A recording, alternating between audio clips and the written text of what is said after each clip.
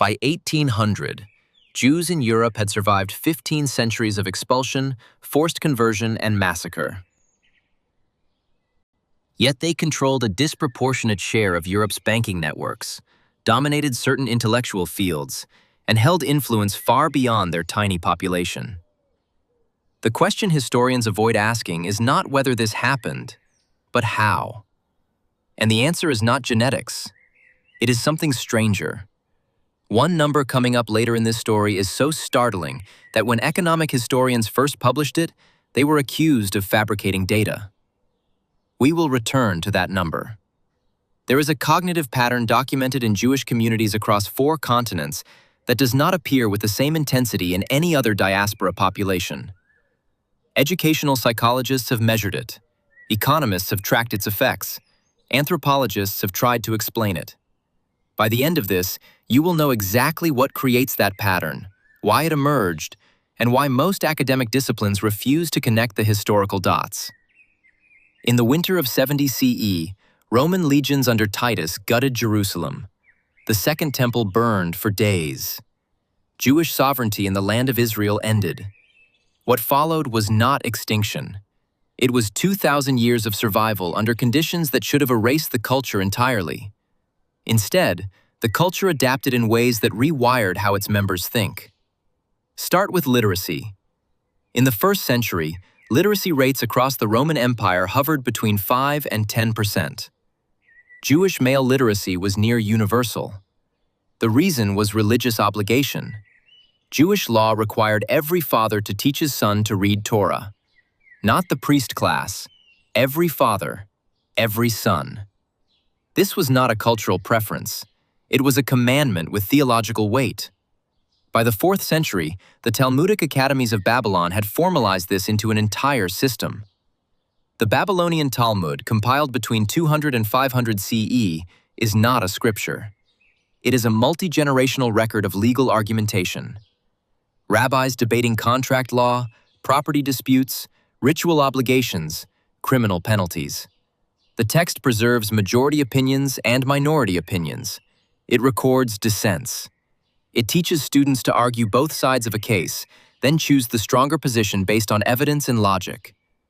This created a culture of mandatory debate. A Jewish boy in medieval Cordoba or Vilnius or Baghdad did not memorize answers. He learned to construct arguments, identify contradictions,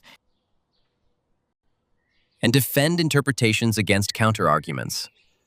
The pedagogical structure was adversarial by design. Study happened in pairs. One student proposed a reading, the other challenged it. Then they switched roles.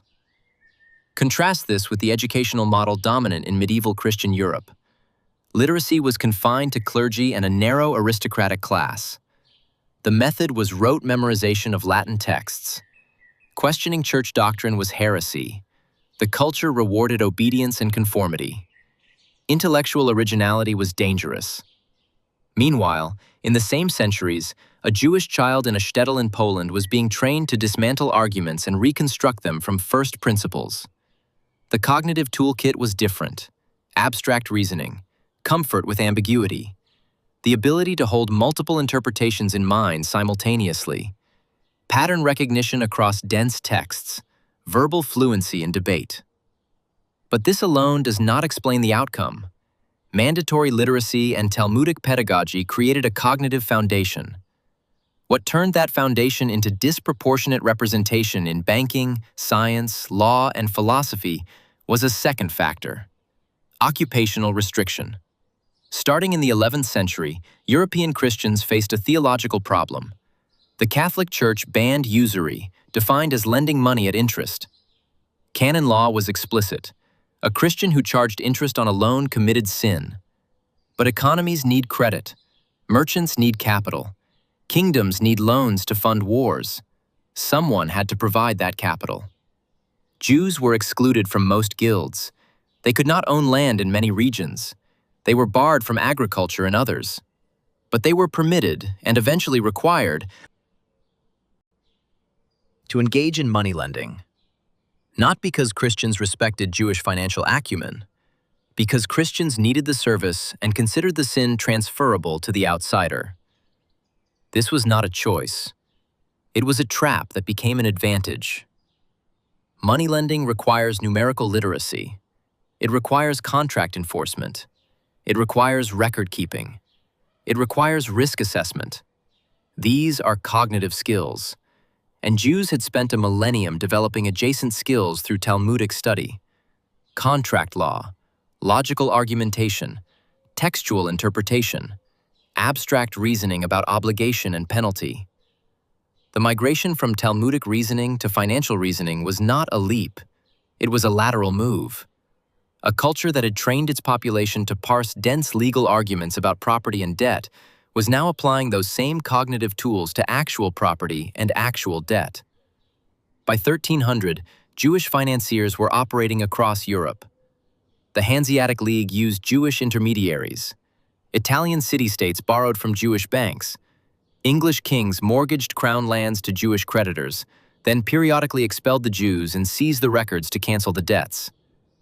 Here is where the number becomes important. Economic historians Maristella Botticini and Zvi Eckstein analyzed Jewish occupational distributions across Europe and the Islamic world from 700 to 1800 CE. They found that by the 12th century, somewhere between 70 and 90% of the Jewish labor force worked in urban skilled occupations: finance, trade, medicine, skilled crafts. In the same period, the general European population was 80 to 90% rural and agricultural. That is not a marginal difference. That is a structural inversion. And it was not wealth driving education. It was education driving occupational selection. Jews who could not read, and therefore could not participate in religious life, often left the community. Those who remained were literate by definition. Literate populations migrate towards skilled occupations because those are the jobs literacy unlocks. This created a feedback loop. High literacy led to urban skilled work. Urban skilled work required and rewarded abstract reasoning. Communities that succeeded passed those values to the next generation. Communities that failed to maintain literacy levels lost members. The selection pressure was cultural, not genetic. But the cognitive effect was real. Psychologist Richard Lynn analyzed Jewish mean IQ scores across multiple studies in countries in the 1970s and 80s. Ashkenazi Jewish populations consistently scored between half a standard deviation and a full standard deviation above the general European mean on verbal and mathematical reasoning tests. That is a measurable difference. The question is, why? Lynn proposed a genetic explanation, suggesting centuries of selective pressure for intelligence. This is where most academics stop engaging and start accusing. The problem is not that the data is fabricated. The problem is that the genetic hypothesis is unnecessary. A simpler explanation fits the evidence better. If you take any population and enforce universal literacy for 1,000 years, create an educational culture that rewards abstract reasoning and verbal argument, restrict that population to occupations requiring numerical and contractual skill, and apply generation after generation of selection pressure where the less literate leave the community, you do not need genetic drift. You have cultural evolution operating at high intensity. The Ashkenazi case is the most documented, but the pattern appears elsewhere. Sephardic Jews in the Ottoman Empire and North Africa followed a similar trajectory. Mizrahi Jews in Iraq and Persia maintained high literacy and urban occupational concentrations. The mechanism was the same: mandatory religious literacy, Talmudic pedagogy, occupational restrictions that funneled populations towards skilled trades. What happens when you combine that cognitive toolkit with geographic mobility? Jews were a diaspora population. Expulsions were frequent. Spain in 1492, England in 1290, France in 1306, Portugal in 1497, German principalities episodically. The ability to move, rebuild, and re-establish networks became survival critical. Mobile populations developed different cognitive strategies than sedentary ones. If your wealth can be confiscated and you can be exiled on short notice, you invest in portable assets, not land, not buildings, skills, knowledge, relationships, networks. A Jewish merchant in 15th century Venice maintained trade contacts in Cairo, Krakow, Amsterdam, and Constantinople. When one city became hostile, the network rerouted through another node. This is not unique to Jews. Armenian merchants operated similar networks. Overseas Chinese communities developed comparable strategies. The Parsi in India followed a parallel path.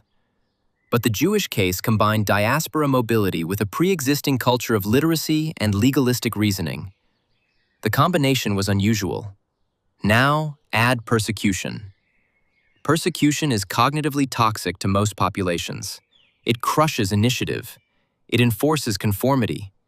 It redirects energy toward survival rather than innovation. But the Jewish historical experience generated a different response. Persecution was chronic, not acute. It was predictable. Communities developed coping mechanisms. One mechanism was legal expertise. If your existence depends on negotiating the terms of your subordination, you become fluent in the law. Jewish communities across Europe employed Stadlanim, professional intercessors who negotiated with Christian authorities on behalf of the community. These were not rabbis. They were lawyers, diplomats, fixers. They knew church law, royal law, municipal law. They knew which bishop could be bribed and which prince needed a loan. This created another cognitive selection pressure. Communities led by effective legal advocates survived. Communities that failed to navigate the political environment faced expulsion or massacre. The survivors were disproportionately those who had mastered the art of legalistic maneuvering. Combine that with the Talmudic method. The Talmud is, structurally, a legal system. It trains students to identify loopholes, construct exceptions, reconcile contradictory authorities, and argue from precedent. A boy who spent his childhood debating whether a particular Sabbath prohibition applied to a specific edge case was cognitively prepared to debate whether a royal edict applied to a specific Jewish community. The skill set transferred. There is a second number coming that historians still argue about. We will get there. By the 16th century, something new emerged: print. The printing press did not just distribute books, it distributed arguments. A Talmudic commentary printed in Venice circulated to Amsterdam, Krakow, Prague, and Salonika within months. Rabbis in different cities debated the same texts simultaneously. Intellectual networks densified. Jewish printers were disproportionately represented in the early printing industry. In Venice,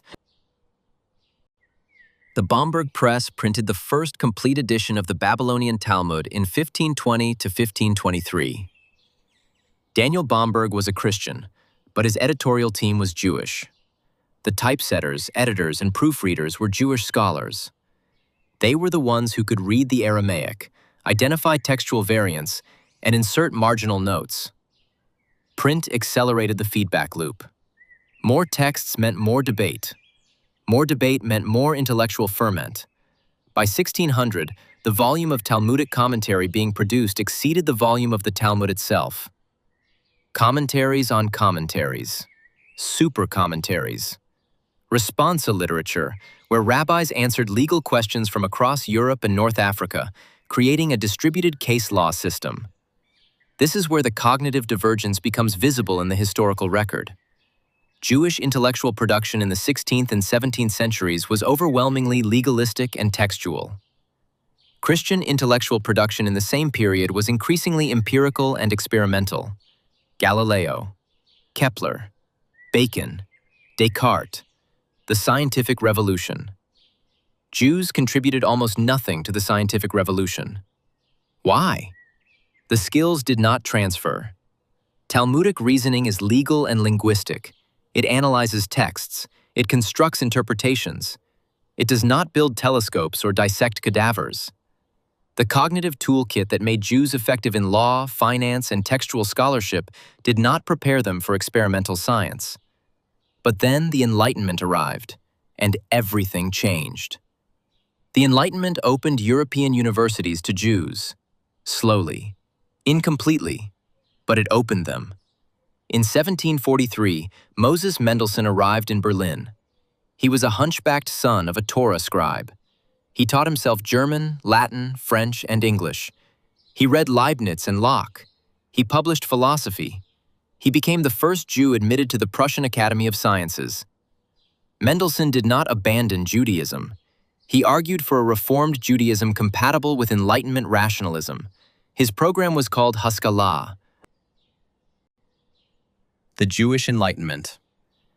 The idea was that Jews could retain religious identity while participating in secular intellectual life. This was revolutionary. It required rethinking the entire structure of Jewish education. The Haskalah movement promoted secular subjects, science, mathematics, modern languages, secular history. The traditional yeshiva curriculum was Talmud-centered. The Haskalah curriculum added geometry, physics, philosophy. Some traditional rabbis resisted. They saw secular learning as a threat to religious authority. They were right. Within 2 generations, large segments of Western European Jewry had secularized. But the secularizing Jews did not lose the cognitive toolkit. They redirected it. A student trained in Talmudic logic who then studied mathematics found the transition natural. Both systems operate on formal rules. Both reward the ability to manipulate abstractions. Both require identifying patterns and constructing proofs. By the mid-19th century, Jews were entering European universities in numbers disproportionate to their population. In 1890, Jews were less than 1% of the German population. They were 10% of university students. In Vienna in 1900, Jews were 9% of the population and 33% of university students. This was not affirmative action. It was self-selection. Jewish families valued education. They had valued it for 2,000 years. Now the gates were open. The cognitive infrastructure built over centuries of Talmudic study transferred seamlessly to modern disciplines. What happened next is the most documented cognitive divergence in modern history. Between 1850 and 1950, Jews won a disproportionate share of intellectual achievements in Europe and the United States. 22% of Nobel Prize winners in the first half of the 20th century were Jewish, despite Jews being less than 0.5% of the global population. Read that number again.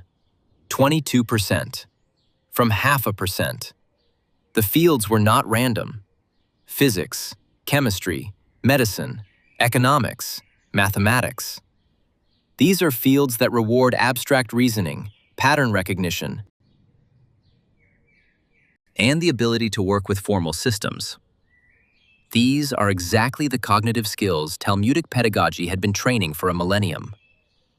But there is a field where Jewish overrepresentation is even more extreme: psychoanalysis. Freud, Adler, Rank, Horney, Fromm, Reich, Pearls. The entire founding generation of psychoanalysis was disproportionately Jewish. Why? Psychoanalysis is a system of interpretation. It analyzes narratives. It identifies hidden meanings. It constructs frameworks for understanding contradiction and ambiguity. These are Talmudic skills applied to the human psyche instead of legal texts. Freud himself noted the connection. In a 1926 address to the B'nai B'rith, he said that what drew him to psychoanalysis was the same quality that drew him to Judaism: the freedom to think independently, to question authority, to interpret texts in original ways. He was describing the Talmudic method without naming it. This pattern repeats across fields. In law, Jews became disproportionately represented in appellate litigation and constitutional interpretation. These are fields that require textual analysis and adversarial argumentation. In philosophy, Jewish thinkers gravitated toward logic, ethics, and political theory. Spinoza, Marx, Wittgenstein, Arendt, Levinas. These are systems builders and interpreters. In finance, the dominance continued. By 1900, the Rothschilds had financed wars for half the monarchies of Europe. Jewish investment banks, Kuhn Loeb, Goldman Sachs, Lehman Brothers, dominated American finance. The skill set was the same as in the medieval period: risk assessment, contract enforcement, network management, numerical literacy. But here is the second number historians argue about. In the Soviet Union between 1917 and 1939, Jews were less than 2% of the population. But according to declassified Soviet records, Jews made up approximately 15 to 20% of the Bolshevik Party leadership in the first decade after the revolution.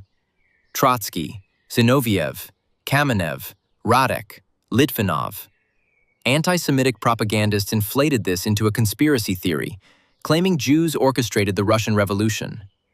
The historical reality is different. Jews were disproportionately urban. They were disproportionately literate. They were disproportionately excluded from the Tsarist power structure. Revolutionary movements recruit from the educated, the urban, and the excluded. Jews fit all three categories. But the cognitive element matters. Marxism is a totalizing interpretive system. It analyzes economic structures. It constructs historical narratives. It requires the ability to think abstractly about systems and contradictions. A student trained in Talmudic logic would find Marxist dialectics intellectually familiar. Both are systems of argument that claim to reveal hidden truths beneath surface appearances. The same pattern appears in the anti-colonial movements of the 20th century. Jewish intellectuals were disproportionately represented in anti-imperialist politics. Not because Jews were naturally left-wing. Plenty of Jewish capitalists existed. But the cognitive toolkit that Talmudic culture had built, abstraction, argumentation, comfort with counter-narratives, transferred easily to ideological movements that challenged existing power structures. This is where the cognitive explanation diverges from the genetic one. Genes do not explain why Jews gravitated toward psychoanalysis but not experimental biology, toward theoretical physics but not engineering, toward constitutional law but not criminal prosecution. Culture explains it. The specific skills Talmudic pedagogy developed were legalistic, textual, and abstract. Fields that rewarded those skills saw Jewish overrepresentation. Fields that required different skills did not. Here is the test case. Israel. The modern state of Israel was founded in 1948. It drew Jews from across the diaspora, Ashkenazi Jews from Europe and America, Sephardic Jews from North Africa and the Ottoman successor states, Mizrahi Jews from Iraq, Iran, and Yemen, Ethiopian Jews, Indian Jews. If the cognitive difference were genetic, all Jewish subgroups should show similar patterns. They do not. Ashkenazi Jews in Israel score higher on standardized tests and are overrepresented in universities and high-skilled professions. Mizrahi and Sephardic Jews score closer to the national mean. Ethiopian Jews score below the mean. The difference is not genetic. It is educational history. Ashkenazi Jews had maintained near-universal male literacy and Talmudic study for 1,000 years. Sephardic and Mizrahi Jews had maintained literacy but faced different educational environments under Islamic rule, where Jews were often restricted from certain forms of higher learning. Ethiopian Jews had been isolated from the rest of the Jewish world for centuries and had developed a different religious tradition without the Talmudic pedagogical structure. When Israeli sociologists controlled for parental education and socio-economic background, the test score gaps shrank significantly. The cognitive advantage was not genetic inheritance, it was transmitted through family educational culture. But the story does not end with test scores. There is a behavioral pattern that runs deeper. Risk tolerance. Jewish history is a sequence of catastrophic risks followed by survival and rebuilding. Expulsion from Spain, pogroms in Eastern Europe, the Holocaust. Each catastrophe destroyed wealth and stability. Each time, survivors rebuilt. This creates a different relationship with risk than sedentary populations develop. If you know that everything can be taken from you, you invest differently. You diversify. You maintain networks in multiple countries. You prioritize liquid assets over fixed property. You teach your children skills that travel. Economists call this portfolio theory. Jewish culture had been practicing it for 2,000 years before Harry Markowitz formalized it in 1952. Markowitz, incidentally, was Jewish. There is also a different relationship with authority. If you have spent 2 millennia as a minority population subject to the whims of hostile majorities, you do not trust authority the way a majority population does. You learn to read power. You learn to negotiate. You learn when to comply and when to maneuver. This shows up in Jewish humor. Jewish comedy is disproportionately satirical. It mocks authority. It punctures pretension. It reveals hypocrisy. Groucho Marx, Lenny Bruce, Mel Brooks, Woody Allen, Sarah Silverman. The comedic tradition is adversarial. It is the Talmudic method applied to social criticism. If you have never seen this story told this way, subscribe. More investigations like this every week. Now we come to the part historians avoid: the Holocaust. Between 1933 and 1945, Nazi Germany and its collaborators murdered 6 million Jews, 2/3 of European Jewry, 90% of Polish Jews. The Yiddish-speaking world of Eastern Europe was erased. The cognitive impact was differential. The Holocaust did not kill randomly. It killed disproportionately in Eastern Europe, where the most traditional, most Talmudically educated Jewish communities existed. The Hasidic courts. The Lithuanian yeshivas. The centers of Jewish learning. Vilnius, Lublin, Warsaw, Krakow. These were the places where Talmudic scholarship was most intense. They were destroyed. The survivors were disproportionately from Western Europe and the United States, where Jewish communities were more assimilated and less Talmudically educated. Or they were the ones who escaped early, who saw the danger and moved. Or they were partisans and resistance fighters, selected for physical resilience and tactical intelligence, not textual scholarship. The post-Holocaust Jewish world is cognitively different from the pre-Holocaust Jewish world. The center of gravity shifted. From Eastern Europe to the United States and Israel. From Yiddish to English and Hebrew. From Talmudic academies to secular universities. The cognitive toolkit survived, but the institutional structure that had transmitted it most intensely was gutted. And yet the pattern persists. In the United States, Jews remain 2% of the population. They are 25 to 30% of Ivy League students, 35% of Supreme Court justices as of 2026. Disproportionate representation in law, medicine, finance, academia, media, entertainment. Critics call this nepotism or conspiracy. The data suggests otherwise. Blind review studies in academic publishing and university admissions, where evaluators do not know the ethnicity of applicants, still show Jewish overrepresentation in admissions and publications. Meritocratic selection, even when scrubbed of bias, produces disproportionate outcomes. The explanation is not mystery biology.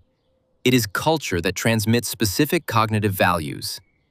Education above wealth, debate as pedagogy, abstract reasoning as religious obligation, literacy as communal survival.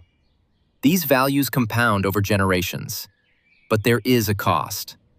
The same cognitive toolkit that enables disproportionate achievement also generates disproportionate anxiety, self-criticism, and intellectual restlessness. Jewish culture does not celebrate certainty. It celebrates doubt. The Talmudic method teaches that every answer contains a question.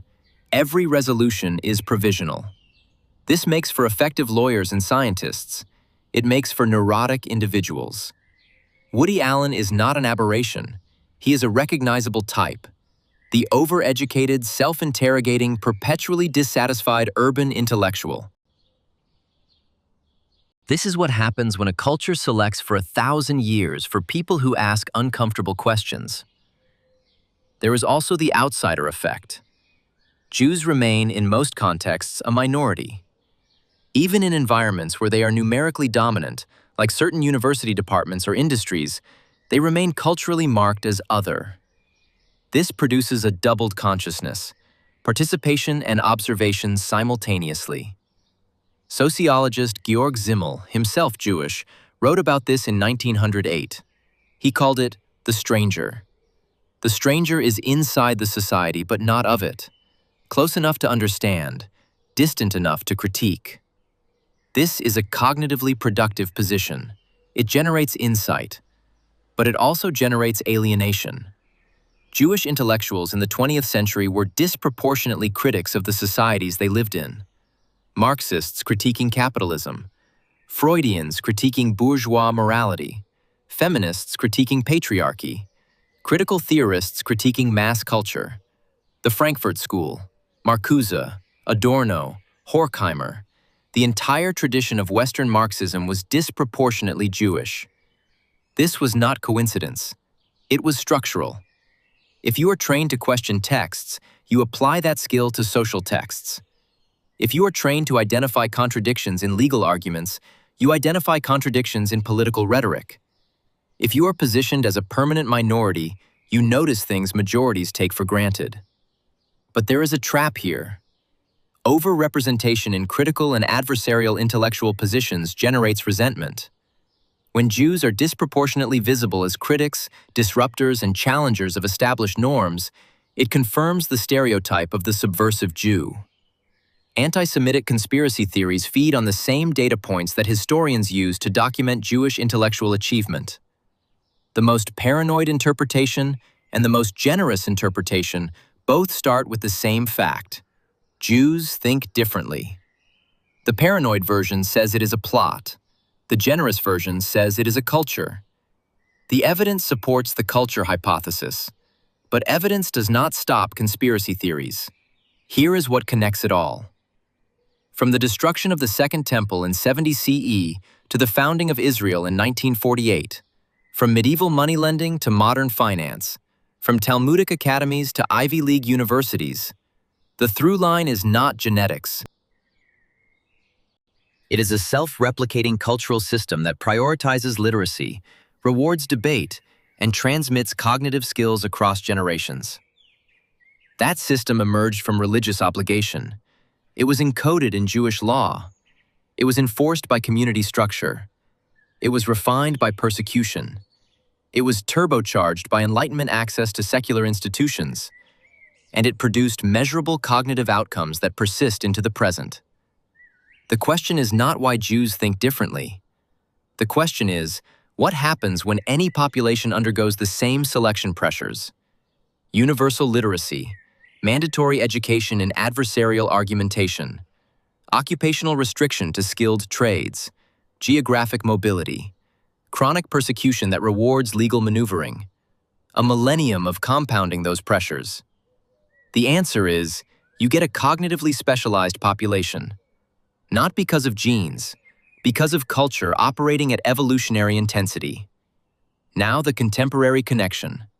In 2026, the global conversation about education is focused on standardized testing, STEM skills, and college admissions.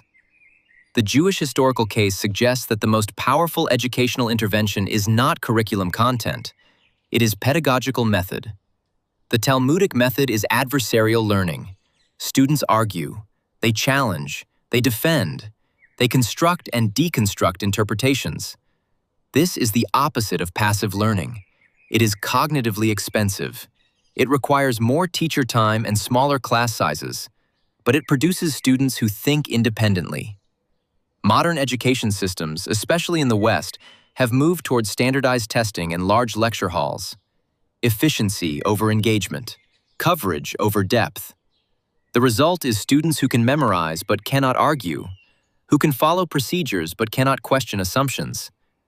The Jewish case is evidence that the pedagogical method matters more than the content. A medieval Jewish boy studying Talmudic arguments about ox-goring liability was learning transferable skills: logic, evidence evaluation, rhetorical construction. A modern student memorizing facts for a multiple-choice test is learning a non-transferable skill: test-taking. There is a second contemporary connection: the rise of artificial intelligence. AI is rapidly automating tasks that require pattern recognition and rule following: legal document review, medical diagnosis, financial analysis. These were historically Jewish-dominated fields.